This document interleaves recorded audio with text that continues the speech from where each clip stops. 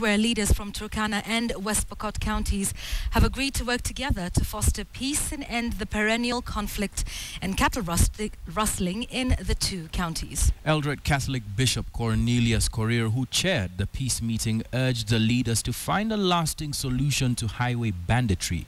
On his part, Bungoma Senator Moses Wetangula called on the government to dialogue with the neighbouring states of Uganda, South Sudan and Ethiopia for a joint disarmament exercise that will ensure the insecurity challenge is properly addressed. To hospital to see him. The leaders converged in Kitale town to discuss persistent insecurity in West Pokot and Turkana counties. Cattle rustling has remained a headache in the region, jolting the leaders into action to fix it. Cattle rustling banditry has actually been one of the biggest silent killers of human beings. It's not acknowledged nationally, it's not acknowledged internationally, and that's why they also say hiyo ni domestic problem ya Pokot na Turkana. This is a problem that has been there for a long time, and successful governments have been unable to solve. And I think this is the opportunity.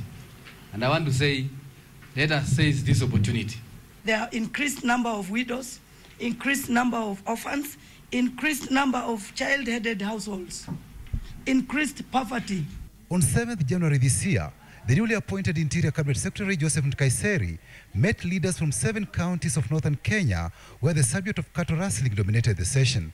Among resolutions reached at during the Bungoma Declaration was to instill punitive measures on communities that encourage cattle rustling, including communal punishment.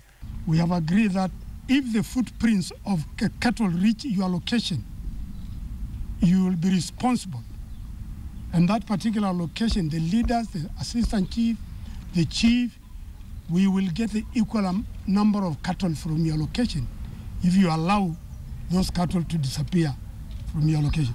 However, cases of sporadic livestock theft have continued to be reported in Turkana, West Pokot, Samburu and Baringo counties. Turkana South MP James Lomenen appears frustrated that the Bungoma Declaration is yet to be implemented. How many raids have happened since 7th of January up to now? There is nothing that has been done. What words will you use again to this community to convince them if you cannot implement that? Opinion is divided on how bandits and cattle rustlers should be smoked out. The government has no commitment. And I was telling Kaiseri, I want to see the miracle you're going to do. Because it is ultimate, the person going to implement is the government, not us. We speak. We give you a roadmap. I can tell you there are Moroccos here, going there. But who is going to, I don't have the gun. We all have an obligation. Each of us here has an obligation. Don't expect a security officer we have posted to Lodwar or Pokot to understand the community in a week and collect information. And you fold your hand and say, wacha askari afanye hiyo kazi yake. Sasa wewe kazi yako ni kulaumu. Hiyo haitatusaidia. We must be accountable.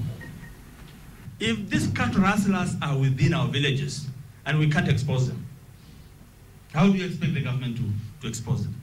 Then we are dealing with a delicate community that when their leader begins to say, don't misunderstand my people, don't do this, you start fighting that fellow. Besides cattle rustling, highway banditry is the other menace. That this attack on the highway, on the road, let us persuade our people to stop that. Every governor must have a critical role to play in the security of his county. It cannot be true that somebody sits in Nairobi and he's a Mr. Know-it-all and he can determine the peace and security of Turkana and Pokot. Observers say there is need for leaders from the two counties to engage in joint peace meetings with residents to discuss why embracing peace would spur development in the area. Patrick Amimo, KTN.